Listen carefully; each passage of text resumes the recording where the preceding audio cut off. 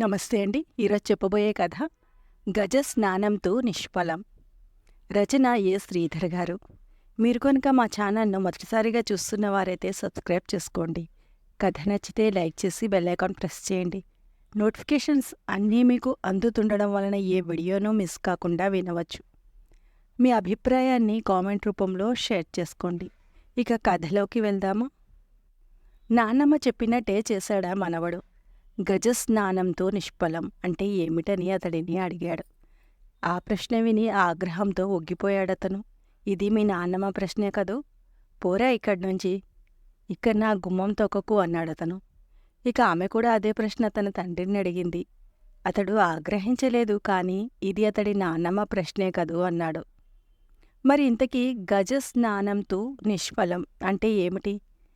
దీనికి సమాధానం చెప్పిందెవరు? నానమ్మ, పాలమ్మేసి వస్తాను, సైకిల్ క్యారియర్కి పాల క్యాన్లు కట్టి అమ్మడానికి వెళ్తూ అన్నాడు విద్యాధరరావు. కర్ణాటకలోని చిక్బులాపూర్ దగ్గరలో చెరవారి నదీ తీరంలో ఉన్న చిన్న గ్రామం. ఆంధ్రప్రదేశ్ని అంటిపెట్టుకున్నట్టున్న గ్రామంలో నివసించే అమాయక జీవి విద్యాధరరావు. పేరుకు మాత్రమే విద్యాధరుడు. 8వ క్లాస్ తప్పగానే చదువు మానేశాడు. తల్లిదండ్రులు లేని బిడ్డ కావడంతో నాన్నమ్మ తులసమ్మ ఇక వాడిని బలవంత పెట్టలేకపోయింది. ఇంటి బాధ్యత అంతా తులసమ్మదే. విశాలమైన పొలంలో పెంకుటీటి చుట్టూ కూరగాయలు పండిస్తోంది. పెరట్లోని గోశాలలో ఆవులు బర్రెలు ఉన్నాయి. అలా పాడి పంటలతో ఇల్లు గడుపుకొస్తోంది. తులసమ్మ, ఒరే, ఈసారైనా డబ్బులు వసూలు చేసి తీసుకురారా అని ఒక్కొక్క కేక పెట్టింది. ఆసామీలు ఇవ్వకపోతే నేనేం చేసేది నానమ్మ? ఆసామీలు డబ్బు ఇబ్బందులకి ఏమేమి కట్టుకథలు చెప్తున్నారో వాటినే మీసాలు మార్చి నువ్వు కూడా చెప్పి నీకు కూడా డబ్బు అవసరం ఉందని గట్టిగా అడుగు. ఇవ్వకపోతే తులసమ్మ వచ్చి ధర్నా చేస్తుందని బెదిరించు. అలాగే నానమ్మ, ముందు గురూజీ దర్శనం చేసుకుని వెళ్తాను. ఈ గురువు ఎవడ్రా, కొత్తగా తగిలినట్లున్నాడు, నీకు తెలిసిన ఆసామీ నాన్నమ్మ? మన ఇంటికి రైట్ కొట్టి వెళ్తే అతని గోశాల మిద్దిల్లు వస్తాయి. ఓహో, ఆ గడ్డాల రాఘవుడా, వాడుత్తా దగుల్బాజీ గురువురా, అమాయక జీవుడా, ఏం చెప్తున్నాడు నీకు? సంస్కృత శ్లోకాలు పాడి వాటి అర్థాలు చెప్తున్నారు. లాఠీ విద్య నేర్పుతానని, అది నా రక్షణకి ఉపయోగపడుతుందని అన్నారు. వాటికి బదులుగా ఏవో కొన్ని చిన్న చిన్న పనులు అంటే నెయ్యి, పెరుగు, మందులు లాంటివి ఎలాగూ గ్రామం చుట్టూ వెళ్తూ ఉంటాను కాబట్టి ఊర్లోని మనుష్యులకు ఇవ్వమని అడుగుతున్నారు. వాడి నోట్లో మట్టి కొట్ట, వాడి సిగ తరగా, వాడి 3 పురుషార్థాలు కూలిపోవా, వాడు నీ చేత నానా చాకరీ చేయించుకుంటున్నాడు కదరా వెర్రినాగన్న. నీకు లాఠీ విద్య నేర్పడం వాడి గోశాల రక్షణ కోసమే. నిన్ను వాడి మాయలో నిన్ను పడేసుకోవడం కోసం సంస్కృత శ్లోకాలు చెప్పడం. ఆ గడ్డాలు మీసాల ఆసామిగాడి లౌక్యం ఏమిటో నువ్వు ఎప్పటికీ తెలుసుకుంటావురా? అదేంటి నానమ్మ, అంత పెద్ద మనిషిని పట్టుకొని అంతలేసి మాటలంటావు? వాడి 3 పురుషార్థాల కూలా అని తిట్టావు, దానికి అర్థమేమిటి నాన్నమ్మ? నసిగాడు విద్యాధరుడు. నీకు తెలుసుకోవాలనే ఆసక్తి ఎప్పటినుంచి కలిగిందిరా? విను, మొత్తం 4 పురుషార్థాలు ఉన్నాయి. అవి ధర్మం, అర్థం, కామం, మోక్షం. 4వది చనిపోయిన వాళ్లకే లభిస్తుంది కాబట్టి మనం కాపాడుకోవాల్సింది 3. వీటిని చతుర్విధ పురుషార్థాలు అంటారు. గుడిలో దేవుడి దర్శనం చేసుకుని వచ్చాక చిల్లర నాణాలు, కొబ్బరిచిప్ప బిచ్చగాళ్ళకి ఇస్తాం కదా, అదేనా ధర్మం అంటే? అవును, ధర్మాన్ని దానాలు చేసి ఆచరించి పెంచుకోవాలి. అర్థం అంటే ధన సంపాదన, దీన్ని కష్టపడి పెంచాలి. ఇక కామం అంటే పెళ్లి చేసుకుని పిల్లల్ని కని సంసారం చేసుకోవడం. సింపుల్గా చెప్పింది ఆమె. ఆ 3 కూలితే ఏమవుతుంది? ధర్మం చెడితే మనిషి ద్రోహి అవుతాడు, రాక్షసుడు అవుతాడు. అర్థం లేకపోతే దరిద్రుడవుతాడు. కామం లేకుంటే ఒంటరి, తుంటరి అవుతాడు. నువ్వు రోజు వాడి దగ్గరికి వెళ్ళి వాడి ఆదేశ ఉపదేశాలు విని తర్వాత పాలమ్ముకొని వస్తున్నావా? ఇంటికి ప్రదక్షిణ మార్గంలో వెళ్తే శుభమని నువ్వే చెప్పావు కదా. అలా వెళ్తున్నప్పుడు అతని ఇల్లే ముందు వస్తుంది కదా. అయితే ఈ రోజు నుంచి లెఫ్ట్ కొట్టి ఆ ప్రదక్షిణ మార్గంలో పాలు అమ్మేసిరా, వెళ్ళు అంటే చివరిగా అతనింటికి వెళ్ళమంటావా? మాట ఇచ్చాను నాన్నమ్మ, వాడింటికి దేనికిరా ముద్దు ముఖమా? మాట ఇచ్చావు గనక ఈరోజు వెళ్ళు. సంస్కృత శ్లోకాల అర్థాలు చెప్పాడని కదా నువ్వు వాడికి గౌరవం ఇస్తున్నావు. విను, గజస్నానంతి నిష్ఫలం అనే సంస్కృతం మాటకి అర్థం అడుగు. దానికి వాడు అర్థం చెప్పలేడు. కాబట్టి ఈనాటితో నీకు వాడి బెడద వదులుతుంది. మూడే 3 మాటలు. గజస్నానంతు నిష్ఫలం. జ్ఞాపకం ఉంటుందిలే, అతను చెప్పలేడని నువ్వెలాగా చెప్తున్నావు నాన్నమ్మ? ఇంతకీ దానికి అర్థమేమిటి అని అడిగాడు. నాన్నమ్మ అక్కడి నుంచి గోశాలలోకి వెళ్ళిపోవడంతో విద్యాధరుడు పాల అమ్మకానికి బయలుదేరాడు. అప్రదక్షిణ మార్గంలో వెళ్తే నది వస్తుంది. ఆ నదిని, దాని పరవళ్లను చూసి ఆనందించడం విద్యాధరునికో సరదా. రోజులాగా ప్రదక్షిణ మార్గంలో బయలుదేరి వెళితే అమ్మకాలు పూర్తి చేసుకున్నాక ఆ ఏట్లోకి దిగి పాలక్యాన్లు కడుక్కొని ఇంటికి వెళ్ళేవాడు. ఇప్పుడు అప్రదక్షిణ మార్గంలో వెళుతున్నాడు కదా, పాలక్యాన్లు ఖాళీ అవ్వకుండా వాటిని కడిగేదెలా? అందుకని ఒకసారి సైకిల్ దిగి నదికి దండం పెట్టుకుని వస్తుంటే పై మెట్టు మీద ఏదో వస్తువు మెరిసిపోతూ కనిపించింది. దానిని చేతిలోకి తీసుకున్నాడు. అదొక ముక్కు పుడక. మధ్యనున్న పొడి వల్ల మెరిసిపోతూ కనిపించింది. అతని చుట్టూ పరిశీలించి చూశాడు. ఎవరూ కనపడలేదు.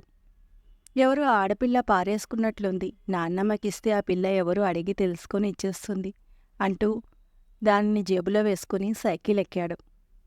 ఆ రోజు డబ్బులిమ్మని అడగాల్సిన అవసరం లేకుండానే అదేం చిత్రమో బాకీలన్నీ వసూలయ్యాయి. విద్యాధరుడు ఉత్సాహంతో పని ముగించుకొని గురూజీ దగ్గరికి వెళ్ళాడు.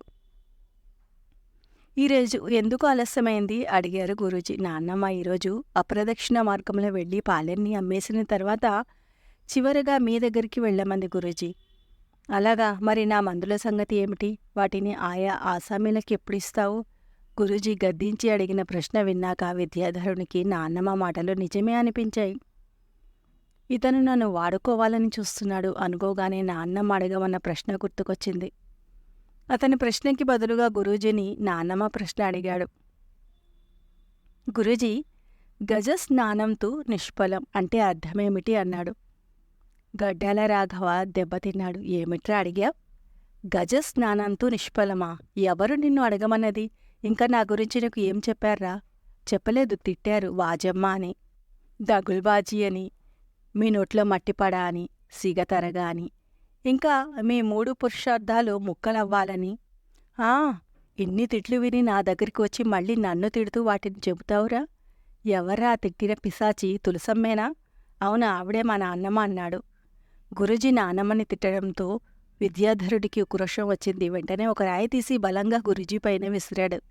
దారిని తప్పించుకున్న రాఘవ, ఒరే తులసి పిశాచి మనవడా, ఈ రాయి తగిలుంటే శాపమిచ్చి ఉండేవాడిని. అనవసరంగా తపోబలాన్ని వ్యర్థం చేయకూడదని మానుకుంటున్నాను. పోరాపో, ఇక నా ఇంటికి నువ్వు రానక్కర్లేదు అంటూ ఊగిపోతూ తన ఆఖరి బిభీషిక్తాస్త్రాన్ని ప్రయోగించాడు గడ్డాల రాఘవ. శాపానికి భయపడినవాడు తన కాళ్ల మీద పడతాడనుకున్నాడు రాఘవ. నానమ్మ మాటలకి నీకు అర్థం తెలియలేదంటే నీకన్నా ఆవిడే ఎక్కువ గొప్ప. పిల్లి శాపాలకి ఉట్లు తెగవు అని చెప్పిందిలే మా నాన్నమ్మ. నువ్వు పిల్లికన్నా తక్కువే అంటూ సైకిల్ ఫెడల్ని బలంగా తొక్కుతూ వేగంగా ఇంటికి చేరుకున్నాడు విద్యాధరుడు. ఇంటికి వెళ్ళగానే నానమ్మతో జరిగినదంతా చెప్పాడు. ముక్కుపుడక సంగతి కూడా చెప్పాడు. తులసమ్మ ఆ ముక్కుపుడకని చూస్తుంది. ఈరోజు మంచి రోజురా కన్నా, నీకు ఆ దగుల్బాజీ వెధవ బెడద వదిలింది. ముక్కుపుడక దొరికాక డబ్బులు వసూలయ్యాయి. దీన్ని మనమే ఉంచేసుకుంటే పారేసుకున్న అమ్మాయి ఉసురు మనకి తగులుతుంది. రేపు కాస్త ముందుగా బయలుదేరి నది ఒడ్డుకు వెళ్ళు. అక్కడ ఎవరైనా అమ్మాయి కనబడితే పిలిచి పేరు అడిగి ముక్కుపుడక చూపించి జరిగింది చెప్పు. తనదే అంటే ఇచ్చేసాయి అంది నాన్నమ్మ ఆనందంగా. నది దగ్గరకు వెళ్ళి నానమ్మ చెప్పినట్టే చేశాడు విద్యాధరుడు. నా పేరుతో నీకు పనేంటి అయినా చెప్తాను విను. నీ పేరులో మొదటి 2 అక్షరాలు తీసి దానికి ముందు స్త్రీ అని తగిలిస్తే నా పేరు వస్తుంది. నదీ తీరాన మొదటిసారి తన పేరు చెప్పమని అడిగిన ఆ కుర్రాన్ని తేరిపారా చూస్తూ బదులిచ్చింది శ్రీవిద్య. ఆమెకు ఆ పాలబ్బాయి ఎవరో తెలుసు. అమాయకుడు కనుక అందరూ ఆట పట్టిస్తూ ఉంటారు. విద్యాధరుడు ఆలోచించాడు. తన పేరులో మొదటి 2 అక్షరాలు విద్య, దానికి ముందు స్త్రీ చేర్చాలా? అంటే నీ పేరు శ్రీవిద్య అవునా? అవును, బాగానే పోల్చావు. ఇంతకీ నాతో నీకేం పని? నీతోనే పని పడింది. ఈ ముక్కుపుడక చూడు, నిన్న నువ్వు పారేసుకున్నావు కదూ, నాకు దొరికింది అని తీసి చూపించాడు. శ్రీవిద్య దానిని చూసింది. మిలమిలా మెరిసిపోతూ ఎంతో బాగుందది. దాన్ని తీసుకోవాలని చెయ్యి ముందుకు చాపి మళ్ళీ ఏదో ఆలోచన వచ్చి ఆగిపోయింది. ఇది నాది కాదు అని చెప్పింది. నీదే అయితే బాగుండేది, పోనీ నువ్వే తీసుకోవచ్చు కదా. ఏం నాటకాలు ఆడుతున్నావా? అమ్మాయిలకు ఆభరణాలు చూపించి ఆశ పెట్టాలని చూస్తున్నట్టుందే నీ వాలకం. నాకు నాటకాలు తెలియవు. నా బ్రతికే ఒక నాటకం. సరే నీది కానప్పుడు నీతో నాకు వాదులెందుకు, వస్తాను అంటూ సైకిల్ ఎక్కాడు విద్యాధరుడు. అలా వెళ్తున్న దీనమైన విద్యాధరుని ముఖం వైపు జాలిగా చూసింది శ్రీవిద్య. ఆమెలో అపరాధ భావన తలెత్తింది. ఇంతలో తులసమ్మ అక్కడికి వచ్చింది. శ్రీవిద్య, ముక్కుపుడక నిజంగా నీది కాదా అంటూ పలకరించింది. కాదు అవ్వా. పోనీ తీసుకుందామంటే పిన్నికి తెలియకుండా దాన్ని ఎక్కడ దాచుకోగలను? పిన్ని నాకు 4 దెబ్బలు వేసి దాన్ని లాక్కుని చెల్లికిచ్చేస్తుంది అంది శ్రీవిద్య. ఇప్పుడు ఆమె ముఖం కలువ పువ్వులా ముడుచుకుపోయింది. పిన్ని చెల్లి అంటున్నావు, నీకు ఆవిడ సవతితల్లా? అవునవ్వా అంటూ ఆదరంతో పలకరించిన తులసమ్మతో తన కష్టాలు చెప్పుకుంది శ్రీవిద్య. ఆమె కష్టాలు విని తులసమ్మ తల్లడిల్లిపోయింది. తన కూతురు కన్నా అందంగా ఉండే ఆమె అంటే మారుటి తల్లికి పడదు. శ్రీవిద్యకి చదువుకోవాలని ఉంది, కానీ పిన్ని చదివించదు. అందుకని చెల్లెలి పుస్తకాలే చదువుతూ ఆమె హోంవర్క్ చేస్తూ సరదా తీర్చుకుంటూ ఉంటుంది శ్రీవిద్య. మీ నాన్నకి చెప్పి మా ఇంట్లో మాకు గుమస్తగా చేరు. నా మనవడికి చదువు, నా వ్యాపార వ్యవహారాలు చూసుకుంటూ ఉండు. అప్పుడు నువ్వు చదువుకోవడానికి నేను సహాయం చేస్తాను. ఉపాయం బాగుందవ్వా, కానీ నాన్న ఒప్పుకుంటాడో లేదో. నేనన్న మాటకి అర్థం ఏమిటో చెప్పమని మీ నాన్నని అడుగు. అర్థం చెప్పలేకపోతే నీ ఉద్యోగానికి అడ్డుపడకూడదని పట్టుపట్టు. అవసరమైతే కడివెడు కన్నీళ్లు కార్చు. వాడుత్త వాజమ్మ, చెప్పలేడు. చివరికి వాడే ఒప్పుకుంటాడు. మరి పిన్ని సంగతి? ఆవిడ అడ్డు తగులుతుందేమో. జీతం డబ్బులు పూర్తిగా నీకే తెచ్చిస్తానని మీ పిన్నికి చెప్పు. డబ్బెవరికి చేదుపిల్ల, తప్పక ఒప్పుకుంటుంది. నాన్న, గజ స్నానంతో నిష్ఫలం అంటే అర్థమేమిటి? ఇది తులసమ్మగారి ప్రశ్నేనా? తల్లి, అవును నాన్న, నీకు సమాధానం తెలుసా? ఈ ప్రశ్నకి జవాబు చెప్పగలిగిన వ్యక్తి మీ తాతగారు, అంటే మా నాన్నగారే తల్లి. ఆయన పోయారు కనుక ఇక సమాధానం తులసమ్మగారు ఒక్కరే చెప్పాలి. అయితే నువ్వు నా షరతుకి ఓడినట్లే కదా. నన్ను ఉద్యోగానికి పంపిస్తావా మరి? మీ పిన్ని ఏమంటుందో తెలుసుకోవాలి కదమ్మా. చాలండి సంబరం. అక్కడికి నేనేదో సవతి తల్లిలా దాన్ని ఏమీ చెయ్యనివ్వకుండా అడ్డుపడుతున్నట్లు మాట్లాడుతున్నారు. ఉన్న ఊళ్ళో ఉద్యోగమాయే, అది తెలిసిన పెద్దావిడ దగ్గర. అలాంటప్పుడు నేనెందుకు కాదంటాను? కాకపోతే ఇంటి పనులు అవన్నీ నేను చేసుకుని వెళ్తాను పిన్ని. నువ్వు ఒప్పుకున్నావు చాలు, నాకదే 10,000 అంది శ్రీవిద్య. ఎండ అంచున పెట్టిన వెన్నెలాగా 5 సంవత్సరాల కాలం సరదాగా ఇట్టే జరిగిపోయాయి. శ్రీవిద్య సలహా మీద తులసమ్మ బజారు చౌకులో ఒక సబ్జీ మండి, మరొక టైలరింగ్ షాపు పెట్టింది. విద్యాధరుడు ఇంటర్ పాస్ అయ్యాడు. శ్రీవిద్య సంపాదనతో ఆమె చెల్లెలి పెళ్లి జరిగిపోయింది. తను స్నాతకురాలైతే తప్ప పెళ్లి చేసుకోనని చెప్పడం వల్ల ఆమె ఇంకా కన్నెపిల్లగానే ఉంది. ఈ నేపథ్యంలో ఒకరోజు తులసమ్మ విద్యాధరుల్ని తన దగ్గర కూర్చోబెట్టుకుని ఇలా చెప్పింది. ఏనుగులు స్నానం ఎలా చేస్తాయో తెలుసా? అవి తొండాలతో నీటిని శరీరం మీద పోసుకొని శుభ్రంగా స్నానం చేస్తాయి. అయితే స్నానం చేశాక బయటికి వచ్చి మళ్ళీ బురద జల్లుకుంటాయి. అందుకే గజస్నానంతో నిష్ఫలం అంటారు. నేను వయసులో ఉండేటప్పుడు శ్రీవిద్యలాగే అందంగా ఉండేదాన్ని. 2 పోకిరీలు రోజూ నా వెంట పడేవారు. ఒకరోజు నేను నదిలో స్నానం చేస్తూ ఉంటే వాళ్ళిద్దరూ నా వంక కళ్ళప్పగించి చూడడం మొదలుపెట్టారు. అది చూసిన నేను బెదిరిపోలేదు. ఏం చేశానో తెలుసా? వాళ్ళని కవ్వించాను. స్నానం చేసి బట్టలు మార్చుకున్నాక నేను పరిగెత్తి చిట్టడవిలోకి వెళ్తానని, వాళ్ళు కూడా స్నానం చేసి పొడి బట్టలు కట్టుకుని నా వెనకే పరుగెత్తారు నన్ను పట్టుకోవాలని. అలా ఎవరు ముందుగా నన్ను పట్టుకుంటే నేను వాళ్లతో స్నేహం చేస్తానన్నాను. ఇక చూడండి, వాళ్ళు పోటీలు పడుతూ వేగంగా స్నానం ముగించి నన్ను పరిగెత్తమని అడిగారు. నాకు ఆ చిట్టడవి అంతా తెలుసు. అక్కడ ఒక ఊబి ఉందని కూడా తెలుసు. నేను ఆ చోట చేరుకొని చుట్టూ తిరిగి వెళ్ళి ఊబిని దాటాను. వాళ్ళు నన్ను పట్టుకోవాలనే తొందరలో ఊబికి అడ్డుగా పరిగెత్తి అందులో పడిపోయారు. వాళ్ళకి తగిన శాస్తి చేసి గజ స్నానంతో నిష్ఫలం అంటూ వాళ్ళని వెక్కిరించాను. అందులో ఒకడు గడ్డాల రాఘవ, ఇక రెండవ మా తాతయ్య. అంతేనా అవ్వా? అవును. అందుకే ఆ అవమానాన్ని జ్ఞాపకం చేసుకొని రాఘవ నోరెత్తకుండా ఊరుకున్నాడు.